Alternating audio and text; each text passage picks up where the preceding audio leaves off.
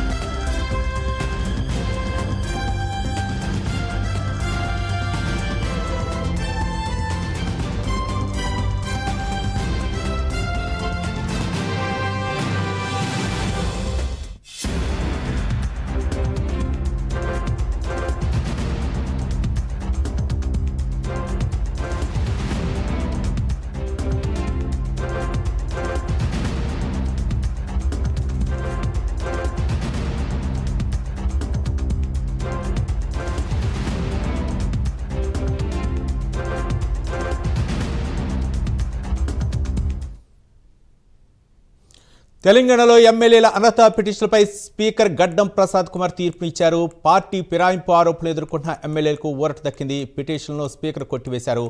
Party మారినట్లు ఆధారాలు లేవని speaker గడ్డం ప్రసాద్ కుమార్ స్పష్టం చేశారు.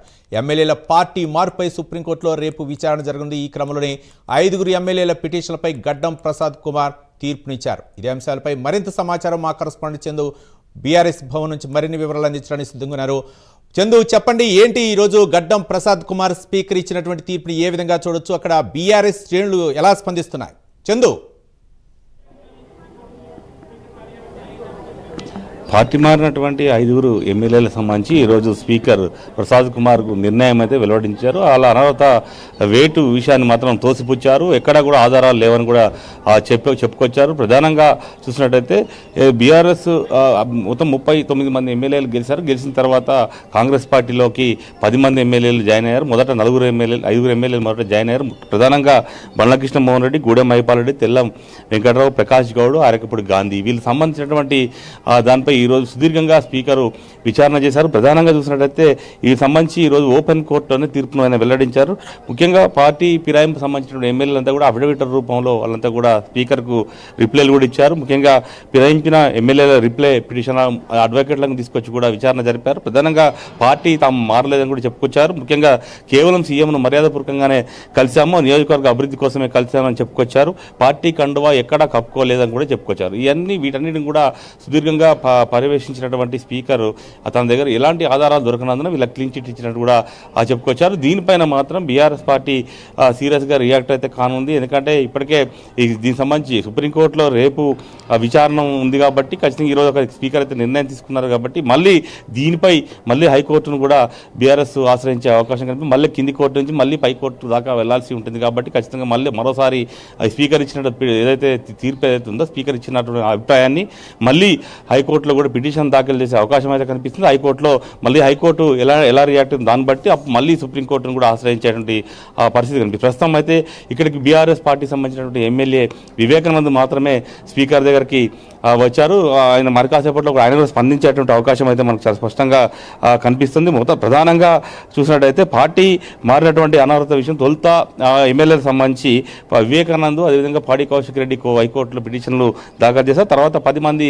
ఎమ్మెల్యేలకు సంబంధించి అనర్హత వేటు వేయాలని కూడా కేటీఆర్ సుప్రీంకోర్టులో పిటిషన్ వేశారు. పార్టీ మారిన ఎమ్మెల్యేల విషయంలో 4 వారాల్లో చర్యలు తీసుకోవాలని కూడా అయితే అప్పుడు హైకోర్టు అసెంబ్లీ కార్యదర్శికి కూడా ఆదేశాలు కూడా హైకోర్టు జారీ చేసింది. మరోవైపు హైకోర్టు తీర్పు అమలు కాకపోవడంతోనే సుప్రీంకోర్టులో బీఆర్ఎస్ పార్టీ పిటిషన్ అయితే వేసింది. సుప్రీంకోర్టులో సుదీర్ఘ వాదనలు కూడా జరిగాయి. పార్టీ మారిన ఎమ్మెల్యేలపై 3 నెలల్లో చర్యలు తీసుకోవాలని కూడా అసెంబ్లీ స్పీకర్కు సుప్రీంకోర్టు కూడా డైరెక్షన్ ఇచ్చింది. ముఖ్యంగా పార్టీ మారిన ఎమ్మెల్యేలు విచారించిన స్పీకర్ తాము పార్టీ మారలేదు, బీఆర్ఎస్లోనే ఉన్నామని చెప్పి ఈ ఎమ్మెల్యేలంతా కూడా స్పీకర్కు చెప్పారు. ముఖ్యంగా సుప్రీంకోర్టు ఇచ్చినటువంటి గడువు ఏదైతే ఉందో గడువు పూర్తి కావడంతో స్పీకర్ పై కోర్టు ధిక్కరణ పిటిషన్ కూడా కేటీఆర్ వేసిన పరిస్థితి ఉంది. ముఖ్యంగా దీంతో మరో 2 నెలల పాటు సమయం కూడా స్పీకర్ అడిగా సమయం కూడా పూర్తయిన నేపథ్యంలోనే ఆయన పూర్తి స్థాయిలో తీర్పు అయితే రెడీ చేసి ఈరోజు వెల్లడించారు. ముఖ్యంగా ఐదుగురికి క్లీన్ చిట్ ఇచ్చారు. ఇంకా 5 ఉన్నారు. అందులో 2 ఎమ్మెల్యేలు కడియం శ్రీహరి, దానం నాగేందర్ ఇద్దరు ఎవరైతే ఉన్నారో వాళ్ళు ఇంతవరకు స్పీకర్కు రిప్లై ఇవ్వలేదు. తమకు మరింత గడువు కావాలని చెప్పారు. ఇంకా మరో 3 ఎమ్మెల్యేలకు సంబంధించి కూడా తీర్పు వెలువడాల్సి ఉంది. అది రేపు మరోసారి ఆ 3 సంబంధించి రేపు ఏమన్నా మళ్ళీ స్పీకర్ వాళ్ళ విషయంలో నిర్ణయం ప్రకటిస్తారా అనేది మాత్రం చూడాల్సి ఉంది. Right, thank you Chandu.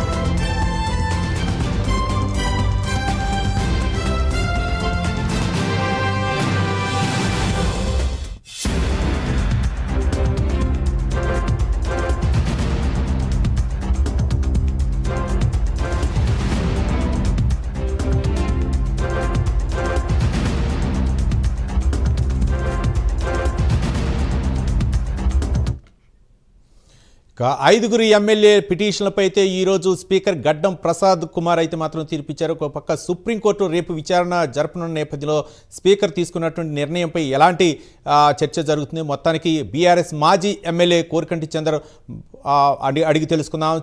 చంద్ర గారు చెప్పండి. చంద్ర గారు నమస్తే. నమస్తే సార్. నమస్తే. ఏంటి ఈరోజు గడ్డం ప్రసాద్ కుమార్ స్పీకర్ ఇచ్చినటువంటి తీర్పుని ఏ విధంగా చూడొచ్చు అంటారు? ఇది వాళ్ళు మొత్తం అబద్ధాల పునాదుల మీద, మోస పునాదుల మీద ఈ ప్రభుత్వాన్ని నడుపుతున్నారు. దీంట్లో ఏం సందేహం లేదు. వాళ్ళు ప్రత్యక్షంగా ముఖ్యమంత్రి గారి దగ్గర చేరినట్టు, ఆయన మన శ్రీనివాసరెడ్డి గారి దగ్గర చేరినట్టు ప్రత్యక్షంగా ఆధారాలు ఉన్నాయి. ఆ ఆధారాలతో సహా ఇది వేస్తే కూడా వాళ్ళు ఇంత దుర్మార్గంగా వాళ్ళు చెప్పడం అనేది నిజంగా అన్యాయం. ఇదైతే రైట్. చంద్ర గారు, మీరు అంటే సుప్రీంకోర్టుకు వెళ్ళారు, సుప్రీంకోర్టు నుంచి అంటే ఆదేశాలు వచ్చినాయి, స్పీకర్ ఎలాంటి చర్యలు తీసుకున్నారో చెప్పాలండి. ఆ ఉద్దేశంతోనే స్పీకర్ ఇలాంటి నిర్ణయం తీసుకున్నారనుకోవచ్చా, లేకపోతే రేపు సుప్రీంకోర్టు తీర్పు ఉన్న నేపథ్యంలో స్పీకర్ అంటే సుప్రీంకోర్టుకు సమర్పించేటటువంటి ఈ అంశాలని ప్రధానంగా చూడాలనుకున్న ఉద్దేశంతోనే స్పీకర్ ఎలాంటి తీర్పు ఇచ్చారనుకోవచ్చా?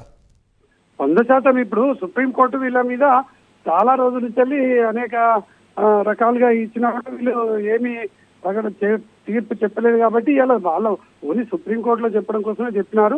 దీని మీద మేము తప్పకుండా న్యాయపరంగా చట్టపరంగా మేము దీన్ని ఎదుర్కొంటున్న దాంట్లో ఏం సందేహం లేదు, చెప్తాం. కానీ సీరియస్ గా తీసుకుంది బీఆర్ఎస్ కూడా ఈ ఎమ్మెల్యేల పార్టీ ఫిరాయింపు అంశం ఏదైతే ఉందో, మరి దీని న్యాయ పోరాటం కొనసాగించే అవకాశం ఉందనుకోవచ్చా? 100% కొనసాగిస్తాం. ఇట్లాంటి భారతదేశ వ్యాప్తంగా కూడా జరగకుండా చూడాల్సినటువంటి బాధ్యత ప్రజాస్వామ్యాల వాదుల మీద ఉన్నది. ప్రజాస్వామ్యంలో ఇటువంటిది సరైనది కాదు. ఇది ఇక్కడితోనైనా దీన్ని అడ్డుకట్ట వేయకపోతే రేపటి కాలంలో ఏ పార్టీలో ఎమ్మెల్యేలు కూడా ఇట్లా అధికారంలో ఉండి ఎమ్మెల్యేలను కొనుక్కొని వాళ్ళు అధికారంలో రావడానికి అవకాశాలు ఉన్నాయి. కాబట్టి ఇటువంటి పునరావృతం కాకుండా చేయాలంటే దీని మీద అందరూ కూడా పూర్తి స్థాయిలో న్యాయపరంగా ఎదుర్కోవడానికి మేము దీని మీద ఒక పగడ్బందీగానే ముందుకు నడుస్తాం. కానీ ఈ తీర్పుపై అంటే స్పీకర్ తీసుకున్నటువంటి నిర్ణయంపై పార్టీలో ఎలాంటి చర్చ జరిగింది, ఏ విధంగా ముందుకెళ్లే అవకాశాలు ఉన్నాయనుకోవచ్చు? చంద్ర గారు. తప్పకుండా మా వర్కింగ్ ప్రెసిడెంట్ కేటీ రమణ గారు, కేసీఆర్ గారు, అదేవిధంగా హరీష్ రావు గారు అందరం కూడా దీని మీద ఆలోచన చేసి ముందుకు నడుస్తాం. తప్పకుండా దీన్ని వాళ్ళు చేసినటువంటి పార్టీ ఫిరాయింపు చేసినటువంటి విధానం అనేది సరి అయింది కాదు. ప్రజల నుంచి తీవ్రమైనటువంటి వ్యతిరేకత వచ్చింది. దమ్ముంటే వాళ్ళు నిజంగా పార్టీ మారినట్టు ఉంటే వాళ్ళు రాజీనామాలు చేసి ప్రజాక్షేత్రంలో ఎన్నికలు రావాలి. ఇటువంటి తప్పించుకొని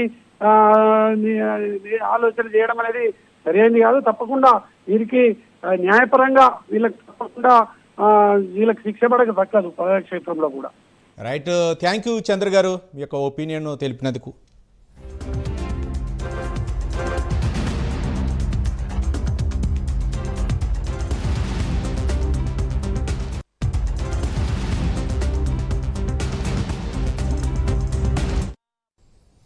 మొత్తానికి 5 ఎమ్మెల్యేలపై పిటిషన్లపై అయితే మాత్రం ఈరోజు స్పీకర్ గడ్డం ప్రసాద్ కుమార్ అయితే మాత్రం తీర్పిచ్చారు. పార్టీ మారినట్లు ఎలాంటి ఆధారాలు లేవని చెప్పేసి 5 ఎమ్మెల్యేలకి క్లీన్ చిట్ ఇవ్వడం జరిగింది. దీనిపై బీఆర్ఎస్ అయితే మాత్రం న్యాయపరంగా ముందుకు వెళ్తామని చెప్తుంది. మరోపక్క ఈ పార్టీ మారినటువంటి ఎమ్మెల్యేలపై అనర్హత పిటిషన్ వేయాలని చెప్పేసి అనర్హత